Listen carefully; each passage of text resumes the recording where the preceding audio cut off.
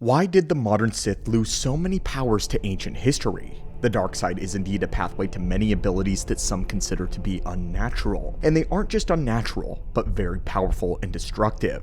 None exhibited this more than the Sith of the bygone eras. We have so many tales of these Dark Lords conducting rituals that terraformed entire worlds, shifting them irrevocably to the dark side. We know of those who were able to use the dark side to teleport, become spirits after death, or even bind and meld their life force to other living beings, making them a totally synchronized army.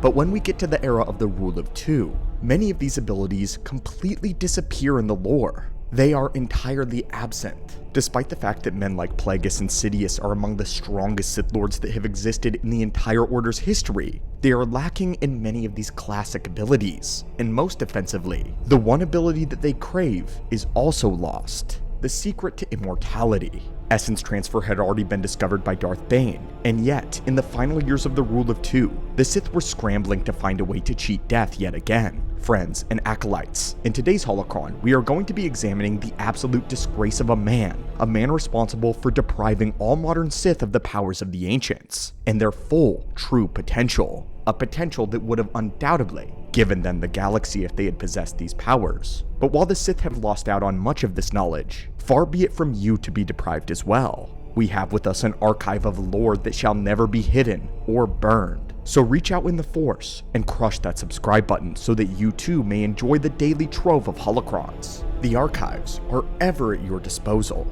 Now, let us begin. Bane's philosophy felt absolutely invincible. It was the perfect solution to fixing the perpetual issue of the Sith Lords stabbing one another in the back. It was a way of using treachery to make the Sith stronger, instead of allowing it to collapse from the inside. However, there was one fatal critical flaw in the Rule of Two.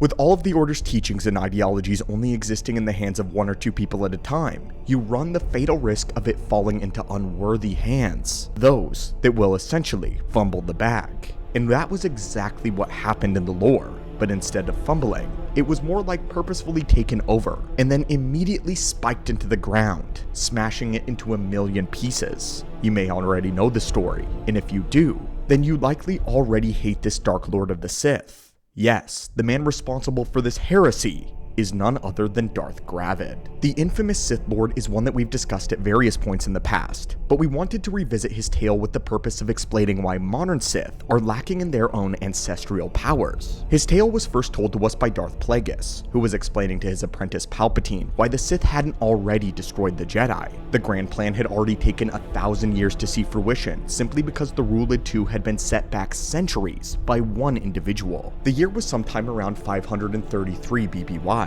Darth Gravid was presumably a human male, and he had a female Twi'lek companion and apprentice by the name of Darth Jean. The two of them had constructed a stronghold fortress on the world of Jaguda, where they intended to protect the wealth of Sith knowledge that they had amassed, passed down directly to them, as was their right. All of the scrolls, tomes, and holocrons of they who came before were amassed in one gorgeous collection that would pass down from master to apprentice in every generation of the Rule of Two. A beautiful library of darkness. Once the student executed their teacher and assumed the title of Dark Lord, they would inherit this vast library and feast upon its contents themselves. But in his studies, Darth Gravid developed a strange obsession with the enemy, the Jedi. Despite them being the ancient enemy of the Sith, he found himself fascinated with their lore and insights into the Force. Soon the Sith began studying Jedi teachings, and even went as far as to employ their ways of altruism and empathy into his life. And what he would do next would change galactic history forever,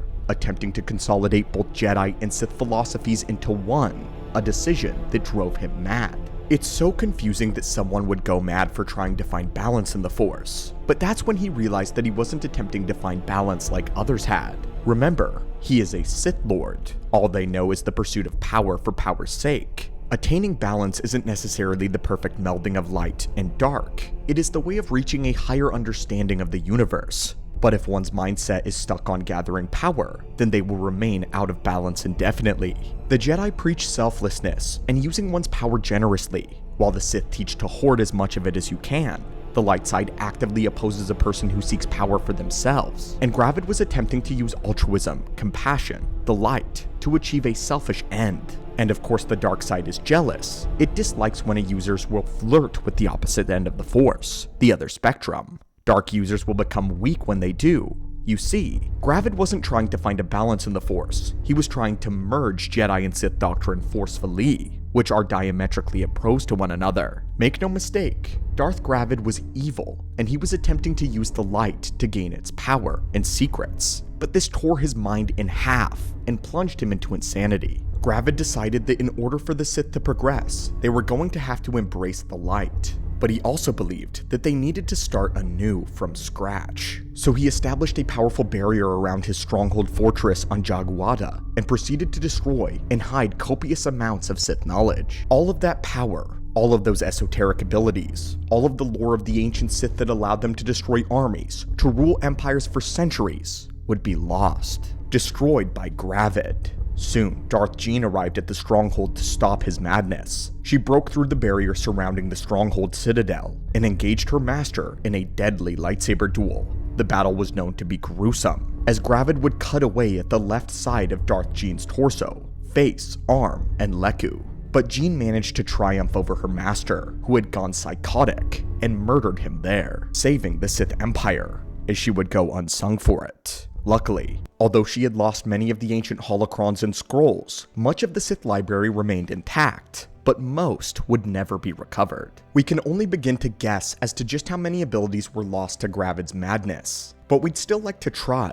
All we have to do is take inventory of what the ancients did, and what Palpatine or the modern Sith did not implement. It's important to remember that Darth Sidious is considered one of the most powerful Sith in history. His pure potency and raw power are on the level of the ancient Sith without question, but his knowledge and abilities were lacking in comparison. During Vitiate's empire, members of the Dark Council displayed the ability of fold space. This was a strange power, one that allowed Sith to literally fold the fabric of space itself with the Force, granting instant teleportation. They often used this in battle to surprise their enemy and to catch them off guard, or to avoid attacks that would otherwise been fatal. Much lore was lost on the art of dark healing as well.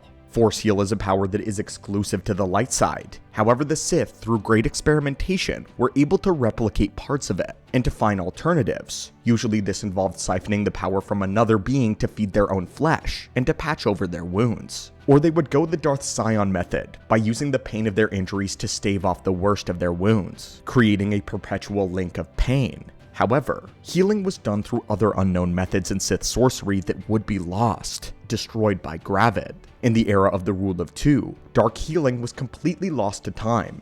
Plagueis had discovered a different method through the manipulation of midichlorians, but he never got around to perfecting it. The abilities of Bind Ghost and Force Phantom were two others that were lost. Bind Ghost was a very secretive power known only to a select few ancients. The specter of an ancient Sith Lord Calig had taught this to his descendant Darth Nox during the Great Galactic War. This ability allowed one to dominate Sith spirits, to bind them to their own spirit, gaining their power in the process. This would have been great if Palpatine had been able to utilize it. Imagine Sidious empowered by an entire army of Sith specters of Korriban. In many ways, it was directly through this single ability that allowed Darth Nox to achieve the rank of a Dark Council member so rapidly.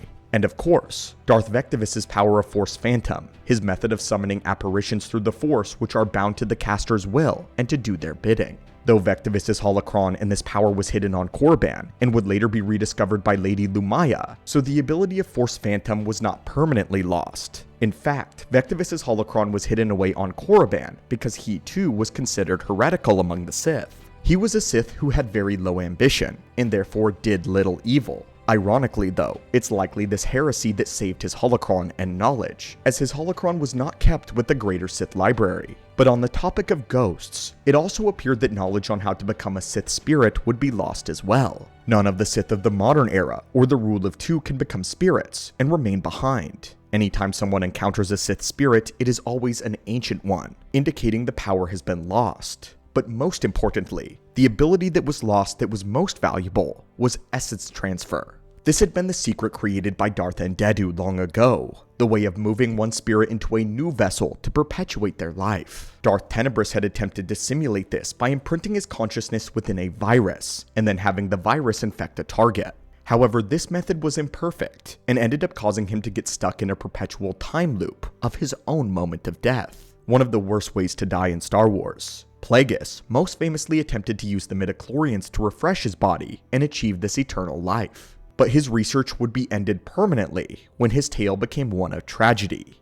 Darth Sidious would finally reclaim the ability of essence transfer. However, he would not learn it from a Sith. Shockingly, in lore, Sidious learned the ability from a Jedi holocron. In the time of the Empire, he had sent many agents into the darkness of the galaxy, searching libraries, sifting the wisdoms of alien cultures, and combing the debris of long-dead civilizations, looking for one thing: forgotten secrets. Finally, Jedi Masters were brought before Sidious for questioning and torture. Sidious had hoped that their dying screams would reveal some bit of lore eons lost. Eventually, something was indeed found in a very old Jedi by the name of Ashka Boda, who had been one of the lore keepers of the Jedi archives during the Clone Wars. When Order 66 broke out, he managed to save one of the most important artifacts that the Jedi had, the Tedrin holocron. This would have been the holocron created by Bodo Voss, the offspring of Master Vodo Siosk Voss during the era of Exar Kun's defeat. This repository of Jedi knowledge held a great wealth of information and lore,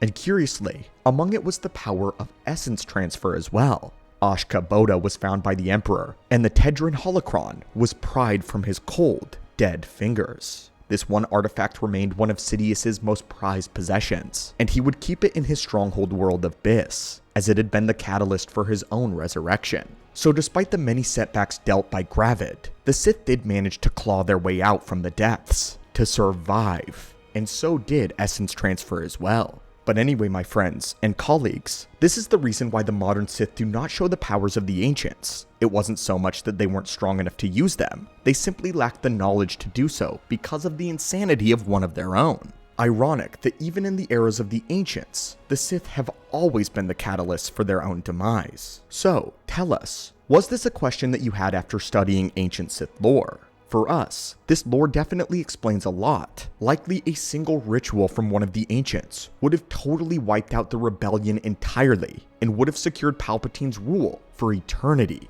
Just imagine how lucky the Jedi are that Gravid exists. But let us know your other burning questions that you want answered down below, as we will search for a new topic to study. And until next time, may the Force be with you, and have an amazing day.